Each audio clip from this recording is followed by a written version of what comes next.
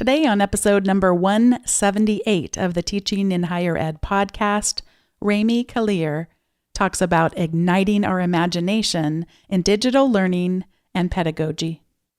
Produced by Innovate Learning, maximizing human potential. Welcome to this episode of Teaching in Higher Ed. I'm Bonnie Stahoviak, and this is the space where we explore the art and science of being more effective at facilitating learning.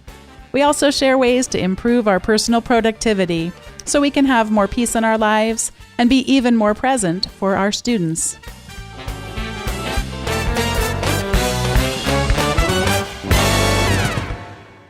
I am so excited about today's guest, Remi Kalir. He's an assistant professor of information and learning technologies at CU's Denver's School of Education and Human Development. I've had a chance to read his blog for a while, follow him on Twitter, and most recently been able to see him speak at the Digital Media and Learning Conference. And I'm just so excited to get today's chance to speak with him live for the show and introduce many of you to him. Remi is a learning scientist who researches and designs educator learning associated with everyday digital media practices. He was a 2016 National Science Foundation Data Consortium Fellow and is currently an Open Educational Resource Research Fellow with the Open Education Group. Remi is currently researching how educators learn via open and collaborative web annotation. Remi, welcome to Teaching in Higher Ed. Thanks, Bonnie. It's lovely to be here. It is lovely to be talking to you, and this is actually try number 2 for us as we had a meltdown of one of our very important pieces of podcasting equipment, and I just appreciate the second opportunity to actually talk to you as we record today. It's really lovely to join you. I'm really excited about our conversation. One of the things I've been thinking about a lot is just the words that we use to describe ourselves. My doctoral students are, some of them, blogging for the first time, and I have them put together an About Me page. And then, of course, it makes me go look at my About Me page, and I go, every time I look at it, it needs work. I don't think we'll ever be done with that project, but I've been thinking about the words we use to describe ourselves. And you use one very early in your bio, and that is you refer to yourself as a learning scientist. And I'm curious, when did you first discover that that's what you do? You know, I went to graduate school and did my doctorate at the University of Wisconsin in Madison. And while I was there, dabbled across multiple disciplinary boundaries. I did work in digital media and learning. I was formerly in the Department of Curriculum and Instruction. I was working as a teacher educator in some of our pre-service teacher programs. And I was also involved in various research groups, some of which concerned games and learning, focus on learning analytics, notions of play, all of which were saturated with digital practices, digital identities, and the kind of everyday digital literacies that many of us now take for granted. And I mention all of that boundary crossing and all of that work because certain academic fields of study, like the field of learning sciences, honors and responds to these types of changes in both formal and informal learning environments. And so we've had now for more than a few decades a field of the learning sciences that cares deeply about how people learn, whether it's in a classroom or in a park, how their bodies, how their everyday practices, how their cultural traditions inform their learning, inform their social relationships. And I've been steeped in that work, and I've been trained from a methodological perspective as a researcher, and I work as a designer with various communities as somebody who cares about the study of learning, and in my case, particularly the study of how educators learn. And so, as you noted, I tend to describe myself, particularly to some people, as a learning scientist. One of the things that I've observed about you is that you seem to me approach it in a more playful way than some of the other researchers that I have had the honor of being able to talk to on this show. Is that an accurate perception? Do you consider yourself in some sort of play mode while you're exploring these ideas and possibilities? Bonnie, I appreciate you picking up on that, and I would agree. I have spent some time in my career formally studying both games and play. I've written a little bit about that, and whether that's game-based learning in classrooms or notions of playfulness in educator pedagogy.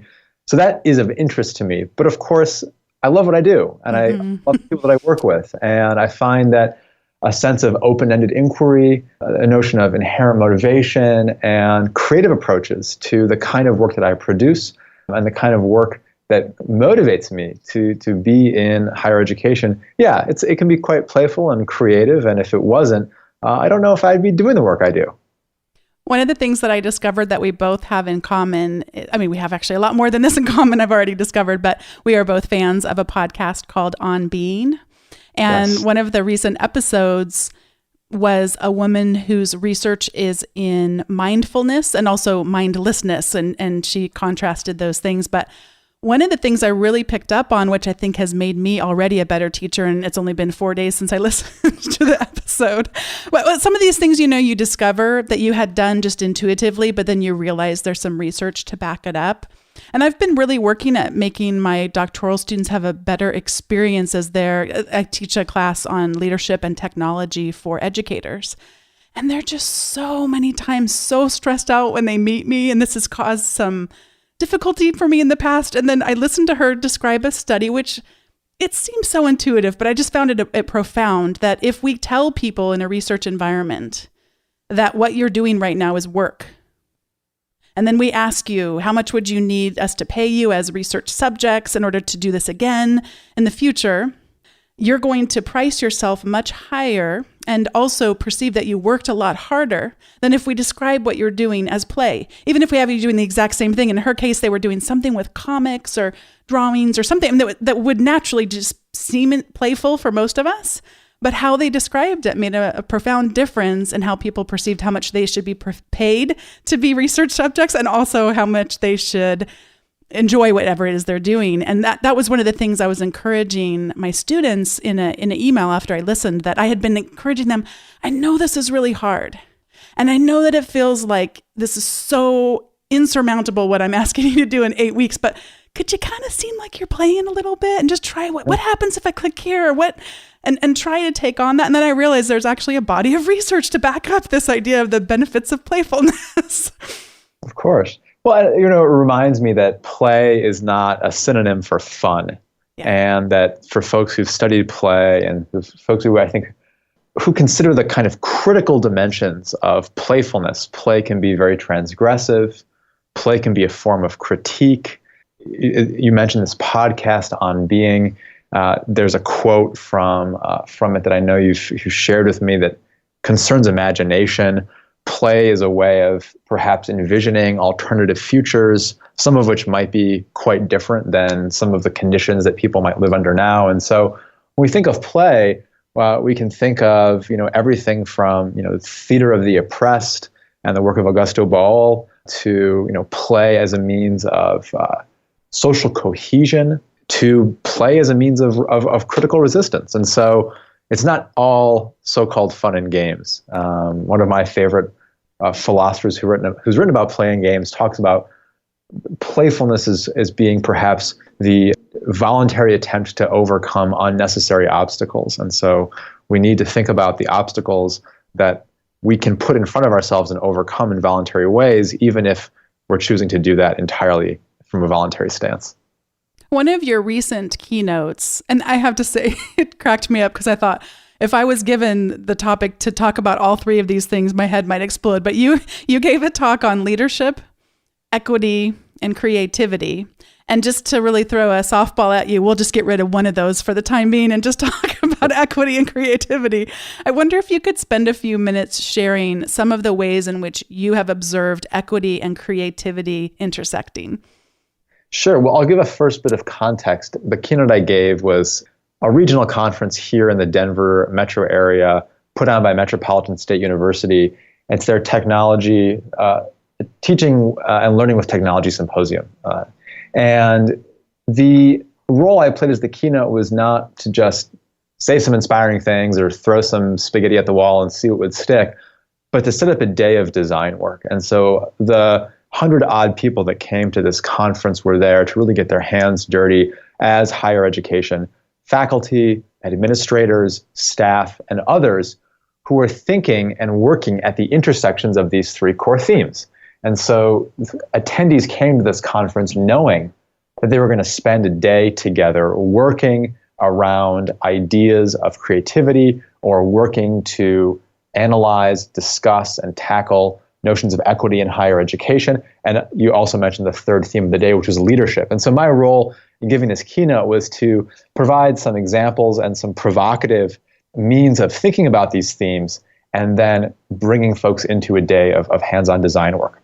So that was context. But to your question, Bonnie, where do themes like creativity and equity intersect?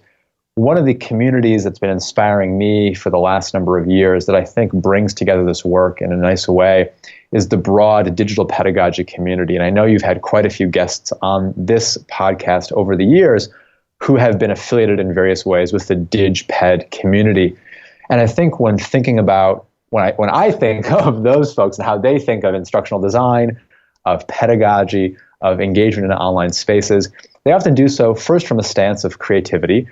How can we move around the constraints of a particular learning management system? How can we bring discussions to life? How do we think more fluidly about student-teacher relationships or inherently some of the power dynamics that exist within any teaching and learning setting, whether it's online or off? So there's a sense of creativity there, of blurring boundaries, of pushing boundaries.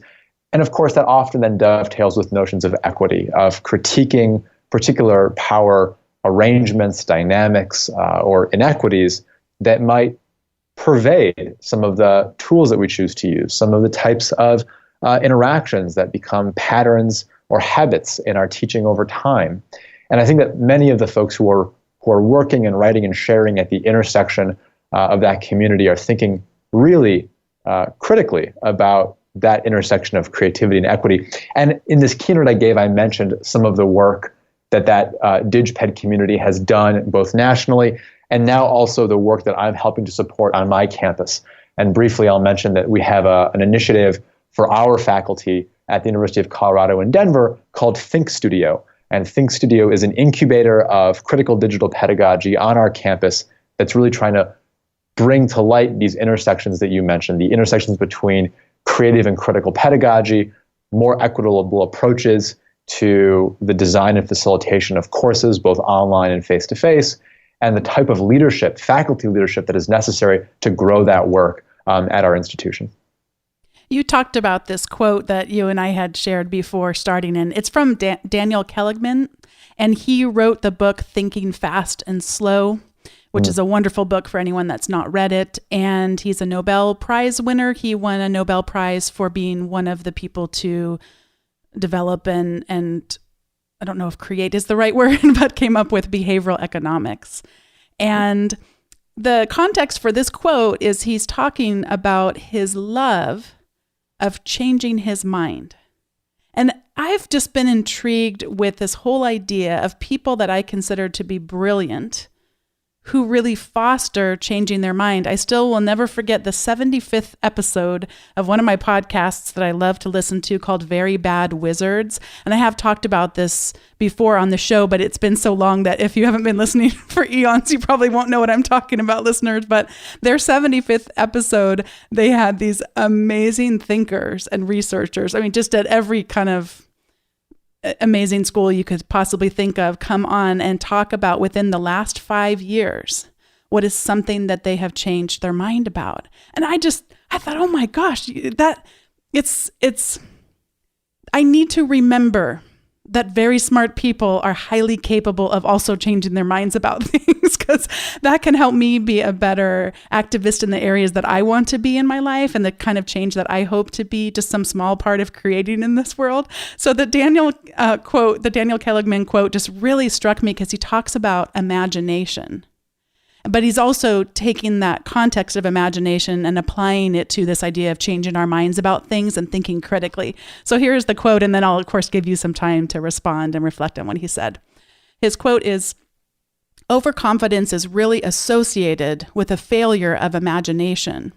When you cannot imagine an alternative to your belief, you are convinced that your belief is true." And one of the ways in which I thought that might apply to some of the work that you've done is in this area of writing our civic future. So do you want to share a little bit about that and maybe how you're sort of helping people fight against overconfidence? Well, the first, so again, a lovely quote on notions of truth and belief reminds me of Stuart Firestein's book, Ignorance, which I know we will talk about recommendations later on in our conversation today, although now I found myself recommending, highly, highly encouraging folks to read Firestein's book on ignorance.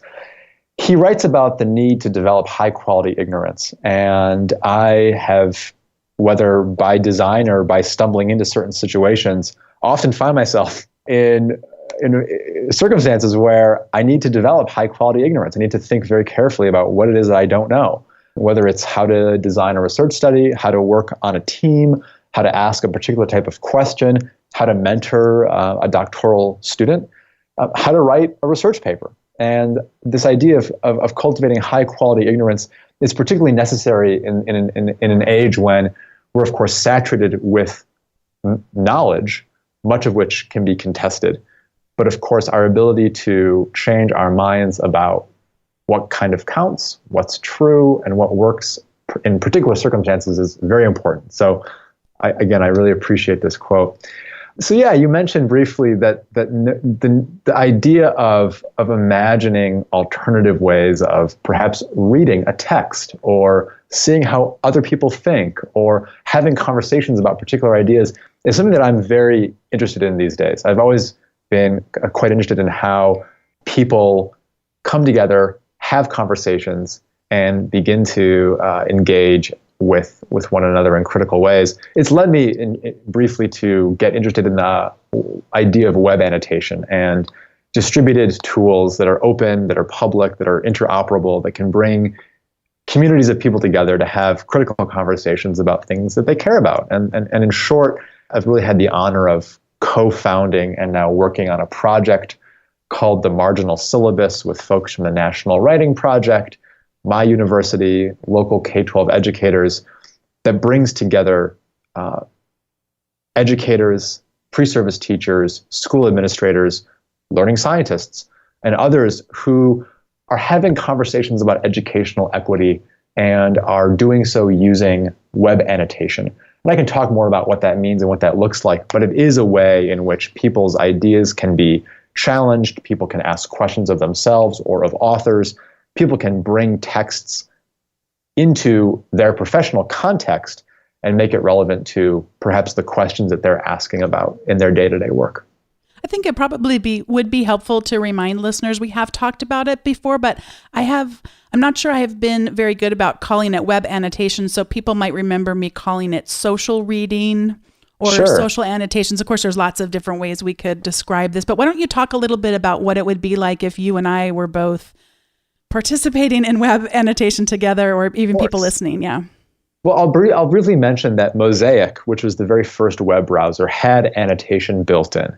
The idea of marking up a text, of adding margins to a book or highlighting parts of a paragraph, putting a sticky note into a text, whether that's a material book or something online.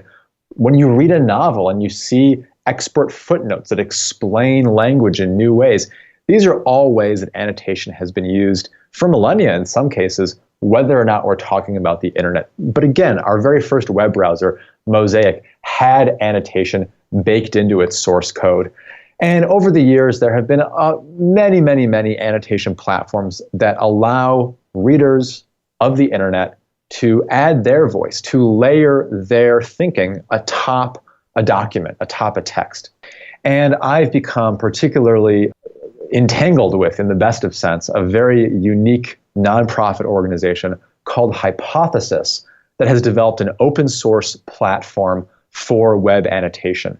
And it could allow for, as you mentioned, Bonnie, social reading, or bringing multiple people together atop of a text to read something and then to have a conversation, essentially, to use annotation as a means of, in our project, like convening a geeky book club. Let's all gather atop a text and begin to talk about what matters to us. And so this project that I've mentioned, Marginal Syllabus, is an intentional technical and political, double entendre. It's technical in the sense that, margins are places now where we can have a conversation. Annotation happens in the margins of texts. But the texts that we're choosing to read are not just anything about education, like classroom management or grading policy. Rather, we're talking with authors and we're reading texts that are marginal or contrary to some of the dominant norms that pervade education. And that, of course, really helps us to focus on notions of educational equity. And so the marginal syllabus is now in its second year. Last year, during our first pilot year, we convened 9 conversations with 10 different partner authors. We brought together nearly 75 educators who participated in these public conversations using the Hypothesis platform. And we've now grown that effort into a more formal partnership with the National Writing Project, an educator innovator. And they've been a host and will continue to host the 2017-18 marginal syllabus, all of which is organized around the theme of writing our civic futures. And we have a variety of author partnerships and also publisher partnerships. People are coming together, reading texts about civic engagement and having conversations using web annotation. The people who are doing that are educators, and those conversations are not only about civic engagement, but the application of these ideas to everyday classroom practice. We talked earlier about this notion of playfulness, and I think that probably since my first career out of college was teaching computer classes, and a lot of my daily life was just discovering new things that technology could do. And my tendency is to just go, wow, that's really cool that you can do that. And then I'll think, but why would you want to do that? And because if I come across somebody else that they would be, if I described from a very elementary standpoint, you can put this layer and then you could do this. And then there's kind of this, but why would you want to do that? And that's not my first thought, is to think like, well, why would I ever want to do that? It's just more like, wow, look, you could do this that's really neat. I didn't know you could do that. And so I'm wondering, what have been some of the surprises that have come up for you? Because you really seem to have such a good imagination. I need people like you to help me imagine what I could possibly use these tools for. But you seem to just already have that really gift for yourself of just being able to imagine it. What about these projects was surprising to you that was different from how you initially had envisioned it? Sure. That's a great question, Bonnie. Why would educators, for example, jump into this type of opportunity? One, I see this as an opportunity to design open professional learning. We know that educators are learning because their peers, their colleagues in their networks say, hey, here's a professionally relevant opportunity. And I think we're seeing now, and I'm speaking quite broadly, the emergence of everything from Twitter chats to other opportunities that allow educators free, public, socially networked opportunities that are relevant to their professional learning. A lot of those instances, though, like Twitter chats, seem to be kind of bereft of context. And in the case of web annotation, we turn texts into contexts for professional learning. So that's one thing that I found to be both surprising and very promising. The other thing, particularly about our marginal syllabus project, are author partnerships. We partner with authors who are writing these texts, whether those are classroom teachers, higher education professors, scholars, researchers.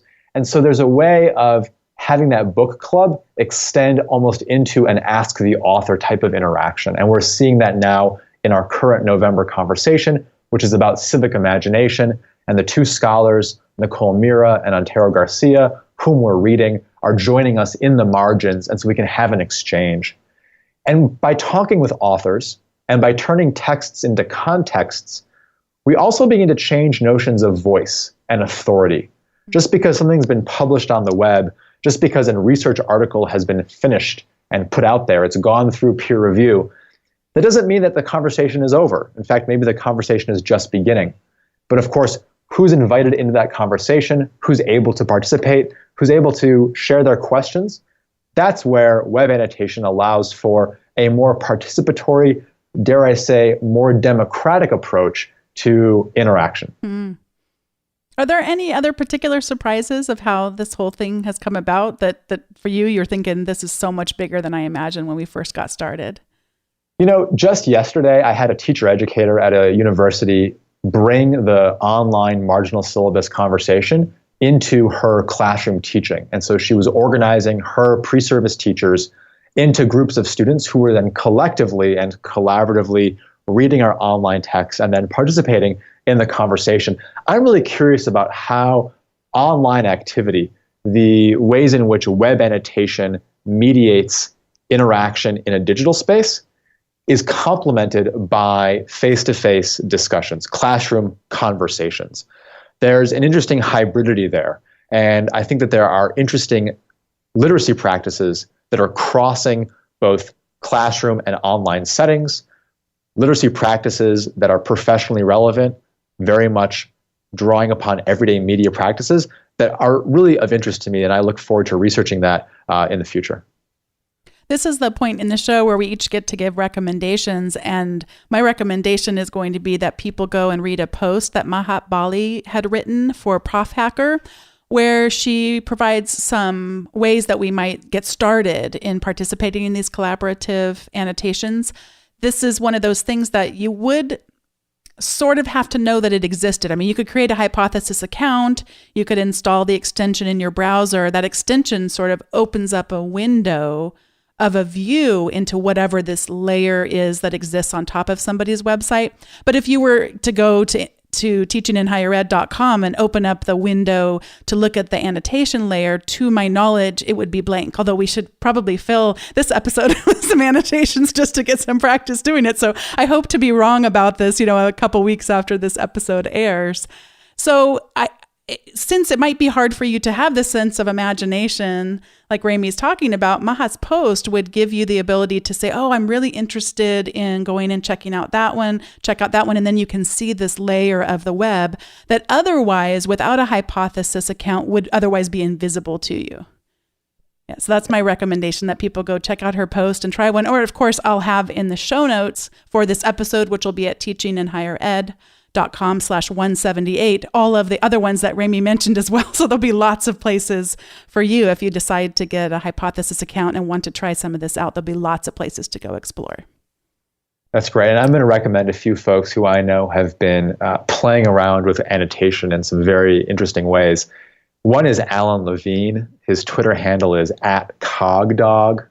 And he, of course, is famous in various online communities for really brokering the DS-106 community, launching that, promoting that, leading that in so many ways. But as regards to annotation, he's been incorporating web annotation into some of his more recent endeavors, including the networked narratives or NetNAR community, along with his colleague Mia Zamora.